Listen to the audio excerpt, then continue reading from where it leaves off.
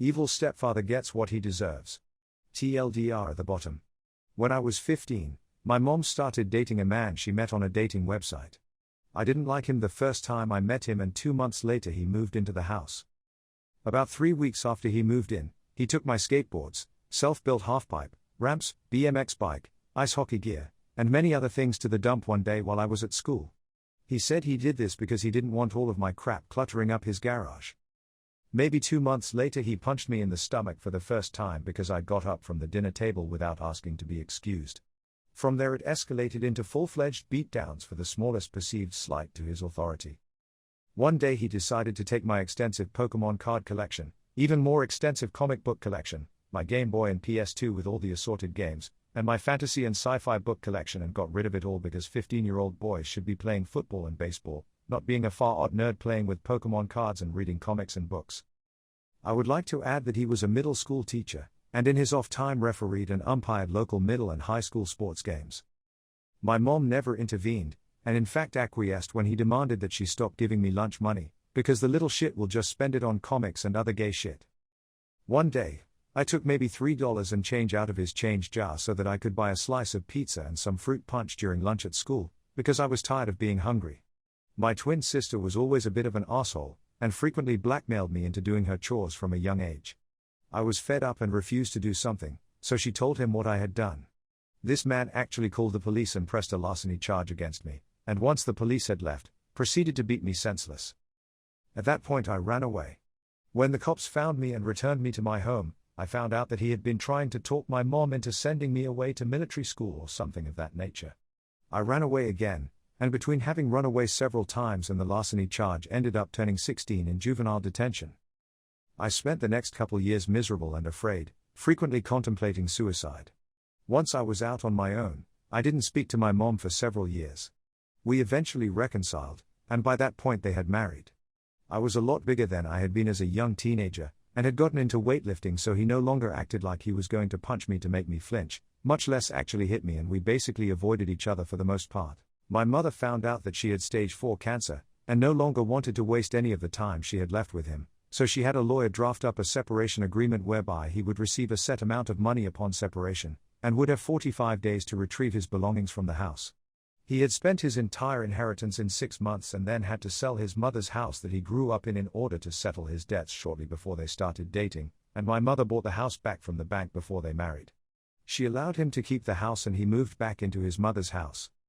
My mother passed away about 9 months after their separation, and despite the agreement had been allowing him to come and get his stuff piecemeal. I put an immediate end to that. He was past the deadline to remove his personal effects, and they were now legally mine to dispose of as I saw fit. I sold his baseball card collection, around $14,000, and his autographed sports memorabilia, roughly $11,000, and also sold all of his woodworking equipment, along with several finished pieces of furniture that he had made, $6,500 I think. I kept his mother's engagement ring, platinum band 3 diamonds roughly 2 carats, wedding band, his coin collection. I also collect coins, and some tools and other odds and ends. Now comes the real fun. Around a month ago I finally saw him at the grocery store. As he was leaving I approached him. I told him I had sold his collections as he was pushing his cart out towards his car. He reacted exactly as I expected. He took a swing at me multiple times. I already had my phone ready to dial 911. Several of these punches missed, and the ones that did connect didn't have much effect because he's nowhere near as strong as he was 20 years ago in his 40s, and I no longer a skinny little 15-year-old. He continued to try to punch me as I spoke to the 911 operator, and was actively ramming his grocery cart into my new Toyota as the police officers pulled into the parking lot. He was arrested for assault, communicating threats, and destruction of property. As a result, he lost his job and pension at the local middle school, and because he had never learned how to save money while married to my somewhat wealthy mother, ended up having to sell his mother's house because he hired an expensive lawyer thinking he could somehow beat the charges. My nephew, who was on the football team, made it well known to his friends that he not only had just been arrested and convicted of assault as well as other charges, but that he had also beat me as a child, causing several parents to call for him to resign from refereeing and umpiring for local sports games. My niece and my girlfriend's much younger sister are enrolled at the middle school where he worked, and say that he was not only universally disliked, but when he came up to the school to get his belongings, he made a big scene and ended up hysterically crying as he was leaving. At least that's what they've heard from the kids who were attending summer school at the time.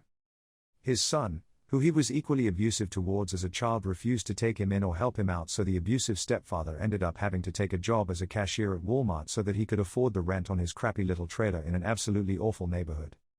Even though that Walmart is not the closest Walmart to my house, that is now the only place where I go grocery shopping or to purchase anything that I need. I purposely stand in line longer than I need to just so that he can be the one who has the pleasure of ringing up my purchases. The first time I went through his line, he attempted to ring up multiple items more than one time to overcharge me, and when I called him on it, he said that I was mistaken. I asked for a manager, and the manager believed him that it was an accident, but he learned that he can't get away with that. The second time, I made sure to be as nice as possible and had to ask for a manager because he was overwhelmingly rude. The people in line behind me backed me up and he got in some trouble for that. Every time I go there and step into line, I see him die a little bit inside, and it gives me such satisfaction. Sometimes I'll say that I'm paying with exact change, and as I'm about to hand him the money I'll say, "Oh, I didn't realize I had rare coin from his collection in my pocket. I guess I'll use my credit card." I just sold his expensive ratcheting wrench set, and so on Monday when he works again I'm going to go buy my daughter one of their better above ground pools, and as he's ringing it out tell him I know that daughter is just going to love this pool. It's not like I would have ever used those expensive ratcheting wrenches anyway. TLDR, asshole stepfather got rid of all of my prized possessions as a child and beat the crap out of me regularly. I ended up getting all of his prized possessions and selling most of them, and when I told him, he tried to assault me in public, which resulted in criminal charges, losing his job, and his house. Now I get to see him all the time and rub his nose in it. Doot doot. Superintendent doesn't like to delay or cancel school no matter how bad the conditions. This comes back to end her career. TLDR at the bottom. This is my sister's story, but I will tell it in the first person for clarity's sake. I have her permission to post it here. Both my children attended elementary school in the northern Midwest. As you can imagine, it snowed a lot. Even with all the snow removal infrastructure, when a particularly heavy storm came along, the town just couldn't keep up with it, and the buses couldn't run. For decades, the school district dealt with this by having 5 snow days built into the calendar. If they had more than 5 snow days, the kids would go an extra days at the end of the year. For years, this system worked, and no one ever complained, except the occasional child that had to attend a couple extra days in June. Well, all good things must eventually come to an end. The old, mild-mannered super retired. A new super took his place. She was young, aggressive, and almost immediately reviled by everyone in the district. Let's call her Sue, because that's what we ultimately did to her. Sue came right out of corporate America. I don't know how she got it in her head that she wanted to run a school district, but she did. She was so inexperienced that the school board had to give her a waiver to work in our district before she could even show up for work. When the year started, Sue went on a power trip that made everyone's heads spin.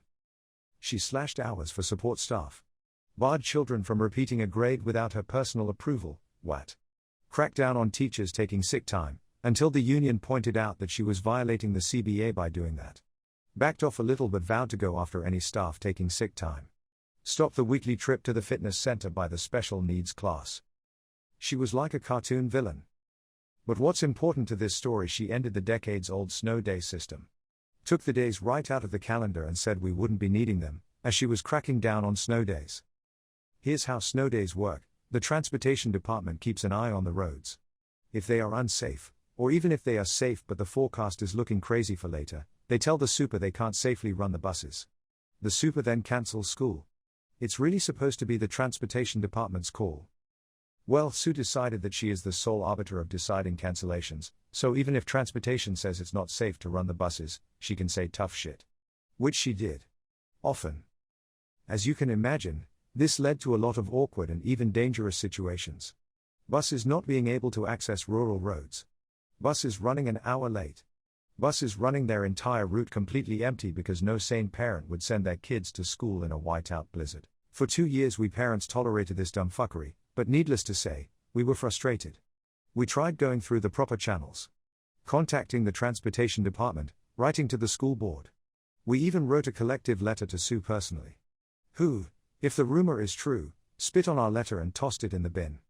Though we did get a nice message on the school department website about how they are always thinking about the safety of the students, so that's nice I guess. Things finally boiled over the winter of that second year. A bus went off the road. Though my kids were not on it, it shook me up. There were numerous complaints on the school's Facebook from scared and disgruntled parents. 2 years of being the only district open in the county during storms was getting on everyone's nerves. My sister-in-law is a criminal defense attorney. I am a disability advocate with a state agency, so while I'm not an expert on the law like my Sil, I tend to know my way around. We met for dinner and decided that, if and when the inevitable tragedy happened, we would sue. We met a couple more times to work on our game plan. You can't sue a school district for making dumb snow day decisions, but if a kid gets hurt. The day finally came in the late autumn of the third year of Sue. We had a big storm roll through in the early morning hours. Not cold enough to snow or freeze, thankfully, but extremely windy. Most of the county lost power, including the schools. Thousands of outages. Power lines down, trees down, roads closed. It was a mess. All the districts in the county closed. All, of course, except ours. Sue was never one to turn down a chance at a power trip. She ordered the schools to stay open. It was a disaster. Buses couldn't access every road to pick up students. Buses were late. Individual schools were putting out bulletins that attendance was parents' choice. Students unable to make it to school would receive a principal's excused absence, stay home if it's the safer choice. Bear in mind that all the schools were running on generators. So the high schoolers, who start an hour earlier, were sitting in the gymnasium bored. There was literally no point in having school this day. Then, the inevitable happened. A tree fell and hit a bus. And this time, my daughter was on it. Thankfully, the driver did a good job of evacuating the children and there were only minor injuries.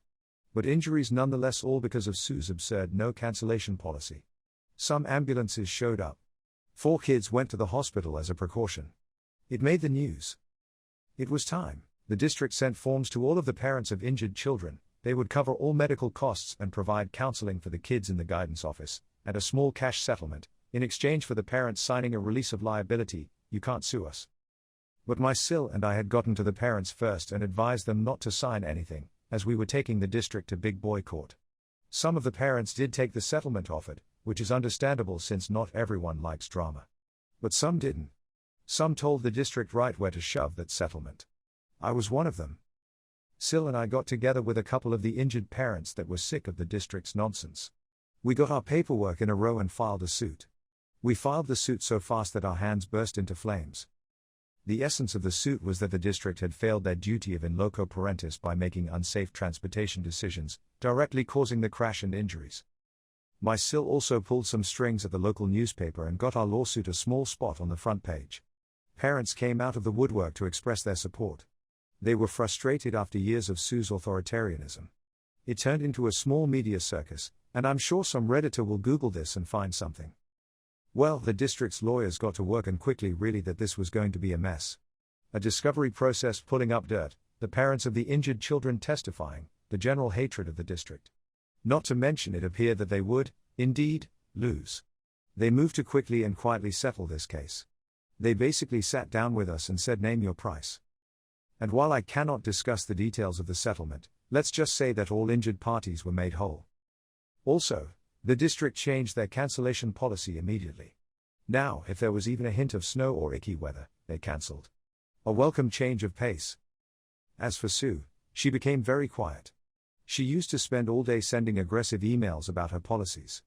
Now, hardly a peep. All she did the rest of the year was fill the seat. As summer approached at the end of the year, Sue announced her resignation.